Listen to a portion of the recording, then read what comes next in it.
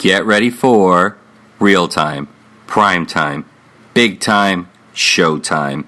It's edible honesty time.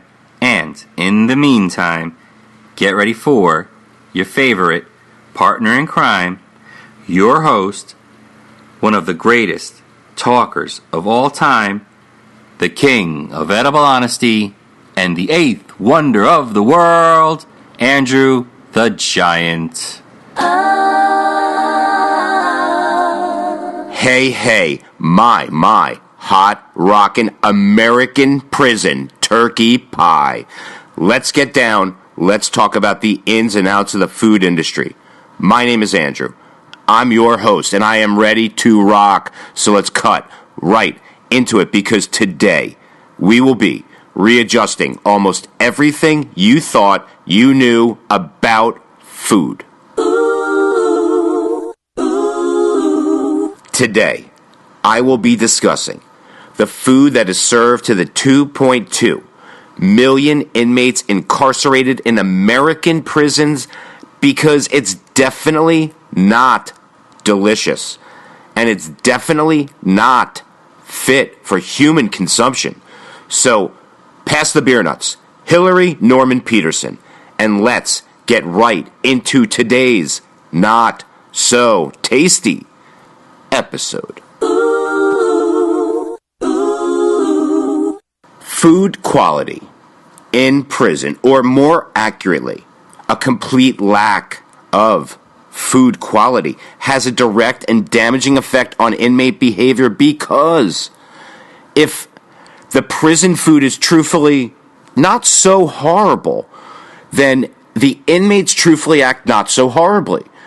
Now, if the prison food is bad, then the inmates act bad. And if the prison food is incredibly bad, well, then the inmates act incredibly bad. And if the prison food is actually meant for animals, well, then you get the point. The inmates actually act like animals. So, Wonder Twin powers activate. Form of a now rabid cheetah dying from untreated botulism in prison. Form of drinkable water for the inmates filled with the potentially deadly Legionella bacteria. If the purpose of prison, and therefore prison food, is edible punishment and edible torture, then mission accomplished, because prison food is definitely edible punishment, and it is definitely edible torture. It's, in 5 words, not fit for human consumption. However, the goal of prison, and therefore prison food, should be inmate rehabilitation. Now, that being the actual case, then the American Penal System is failing, and miserably. The food the American Penal System serves to the 2.2 million inmates incarcerated in American prisons is so incredibly bad. How incredibly bad is it? It's so incredibly bad. It's killing the inmates. Huh? What? Yep. Just like the food served to the inmates at the Black Flag Roach Hotel, where roaches check in, but they don't check out. The food served to the 2.2 million inmates incarcerated in the American Penal System is so incredibly bad. I only require 5 words to describe it, and they are cruel and unusual edible punishment. Cruel and unusual edible punishment is a phrase in common law describing punishment that is considered totally unacceptable due to the extreme pain, suffering, and humiliation it inflicts on the person or people subjected to the sanction. It's a constitutional crime. And it's barbaric, as in Genghis Khan, not Conan. And it is never, ever okay. And it should be punishable by death to serve items like prison turkey to sewer rats, let alone people. How can I best describe this? Chlamydia is not a vegetable, but it sure does sound like one. Say, Gil, have you tried the mashed chlamydia? It's surprisingly tasty. Oh, Jim, it's better than tasty. It's downright infectious. The food in American prisons is at best dog food or cat food, and depending on the day, or depending on the meal, it could be dog or it could be cat. Seriously, just Google the ingredients for prison turkey. I guarantee you'll start purring like a cat. Huh? What's that? Oh, we're live? Oh, and we're back. I'm Morris Cocktosin for Channel 15 News, and I'm here live with Warden Food Poisoning. Warden, it's Thanksgiving, so what is the prison serving today? Well, Morris, it's Thanksgiving, so it's Turkey Day. Gobble, gobble. And prison turkey is the best, and luck be a lady, we're serving it right. Meow. Warden, did you say you're serving prison turkey right now, or did you say meow? Morris, don't be ridiculous. I clearly said meow. Wow, you did. You really said meow. So, Warden, is this prison serving the inmates cat food on Thanksgiving? Of course not. Din din, Morris. The food, or let me rephrase this another way. The cat food that the American Penal System knowingly feeds to the 2.2 million inmates incarcerated in the American Penal System poses a substantial and imminent threat to a significant number of human beings, like 2.2 million of them. And almost all of them get highly, unusually sick, and then they eventually die a very painful death from eating culinary question marks like prison turkey. Huh? What's that? Oh, we're live again? Hi, this is Morris Cocktosin for Channel 15 News, and I'm live from the prison with Warden Food Poisoning. So, Warden, why didn't the American prison turkey cross the road? Give up? Because soybean isolate has no legs, and ice cream has no backbone. Recently, a study from the American Journal of Public Health found that prison inmates are 7 times more likely to suffer from a food-related illness than people who are not incarcerated. Huh? What? Yep. 7 times more likely. So now you got to ask yourself, what exactly is the American penal system feeding to the inmates? Because it doesn't seem like people food. As far as the American penal system is concerned, feeding someone cat food, din din, Morris, is just part of the prison experience. So, welcome to prison, inmate number 78965, where feeding you cat food or food not fit for human consumption is just part of your experience. And remember, you ain't never caught a foodborne illness contaminated with bacteria, viruses, parasites, or toxins. Well, then you never served any time. Boom, boom, boom. The American penal system doesn't give a rat's ass, but They sure have served a bunch, because to the American penal system, botulism is a sauce, and salmonella is an all-purpose seasoning. Just think of it as prison MSG. So come on down, inmate 54867, and let's play America's favorite game. What mysterious and deadly food-borne illness is the prison feeding you today?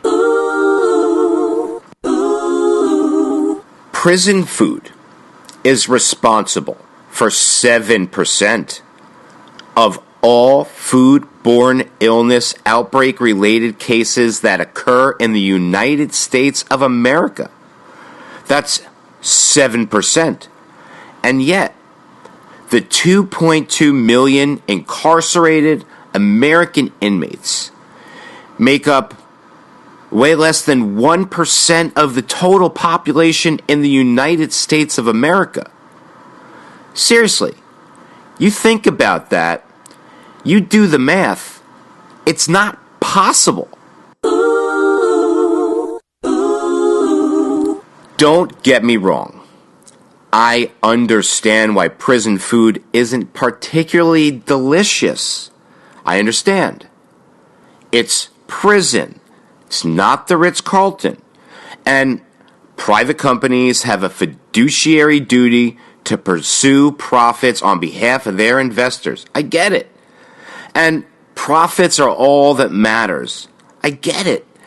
And because of that mentality, profit over people, or hard cash over humanity, these private companies, well, they cut costs big time.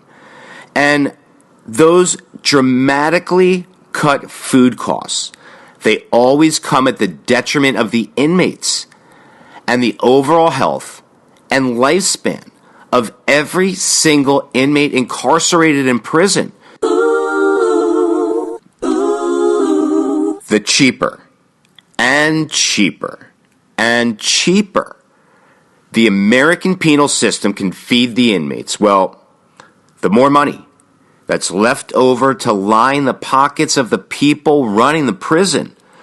It's despicable. It's classic Bugs Bunny math, though, and it works like this.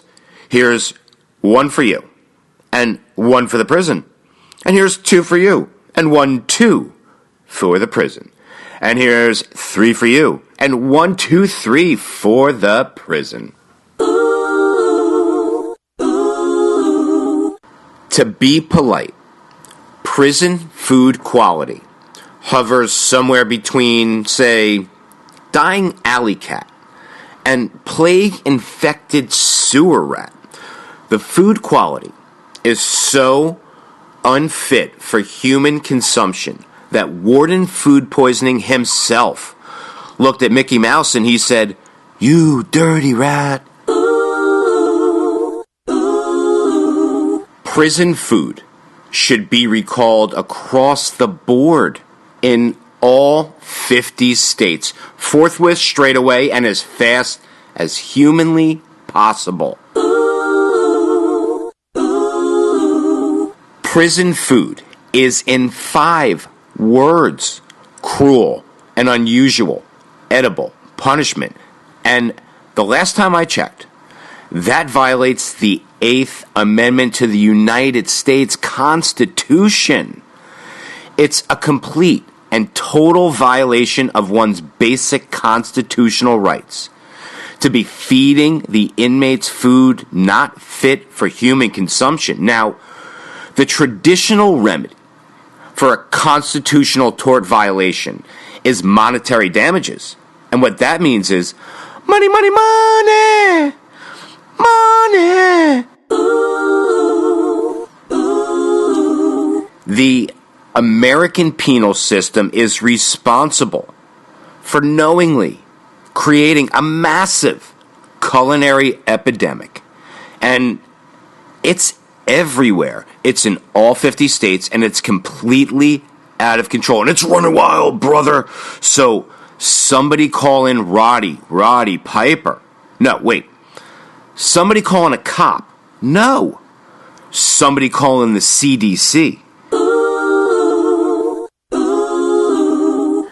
Meanwhile, despite spending far more on incarcerated inmate food than any other nation on this planet, or let me rephrase this another way, $986.70 per inmate per year. $986.70 per year to feed someone. Now, I'm not certain if we're actually talking about goldfish or we're talking about actual people, because I know a few prison wardens that spend more on food each year for their gerbils, let alone their house cats. The United States Penal System scores incredibly low. How incredibly low? Like Turkish prison low. And believe me, that's not good. On the food that they serve to the inmates, mostly because it's not really people food. And the United States Penal System scores super duper low, like off the charts kind of low, on all the other health measures that are related to the food they serve, starting with preventable hospital admissions, life expectancy, and suicide. Huh? What? Yep. And that, my edible friends, is the good news. The bad news is that's American prison food in a nutshell. No, wait. This is American prison food in a nutshell. Huh? What? Oh. We're live? Hi. Morse Cocktocin, Channel 15 News. Say it again, Warden Food Poisoning. For old time's sake, you must remember this. Of course we're not feeding the inmates cat food. Din din, Morris. A kiss is still a kiss. The edible irony behind all of this is when there is talk about dramatically improving the food quality, the inmates are not asking to eat lobster and caviar 3 meals a day, although they used to. Edible fact. And the inmates are not so concerned with overall taste at all, although they used to be. Another edible fact. Rather, all the inmates really want and ever ask for is food that's nutritious, like, say, an apple or a box of raisins, or at a bare minimum, food that is possibly, somehow, someday, somewhat identifiable. Ugh, what is that? I don't know. Could be dog, could be rat. Well, whatever it is, I can't eat dat. I don't know what dat is. Dat could be dog, or it could be rat. All I know is I ain't eating dat. So, that's it. That's the conclusion of part 1 of prison food. Meow! But stay tuned for part 2, where we answer, what in the wide, wide world of sports taggart is going on with the American penal system and the not fit for human consumption kitten food that they serve to the 2.2 million inmates incarcerated in American prisons. And more importantly, I provide a simple solution to dramatically improve the quality of prison food, and it will dramatically improve the overall wellness of every inmate incarcerated in an American prison today, and all without breaking the $986.70 bank. And finally, we turn live to the scene. That's right, Hugo. I'm Billie Jean King for Channel 15 News. And I'm coming to you live where Harley Quinn has just busted the Joker out of Arkham Asylum. Apparently because they were serving the inmates cat food. And quote unquote, Mr. J don't like cat food. So tune into the next edible episode for part 2 of American Prison Food, Meow. My name is Andrew. I thank you so much for listening, and to all my fans. To all my fans out there in Dublin, Ireland. God, I would kill for a Guinness right now. And an enormous edible shout out to my favorite farmer anywhere on this planet. The man, the myth, the legend, Goyo over at J Organics in Escondido, California. And believe me, if you live in Los Angeles, Orange County, or San Diego, and you are lucky enough to get a box of edible electricity from Goyo, then you are about the happiest person in the world. And I promise you, give him a call right now, email him, and make sure that you can get 1, 2, 3, 4, 5, 6 boxes of edible electricity every 2 weeks, because Goyo and J Organics are the best.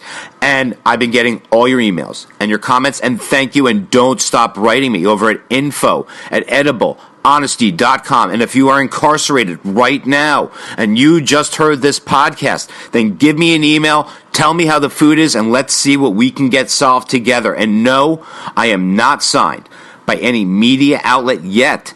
And History Channel, Food Network, Cooking Channel, Comedy Central, Cartoon Network, and whoever else, I am available. So get in contact with me, and let's work out a deal, and let's get Edible Honesty what it deserves, a syndicated platform.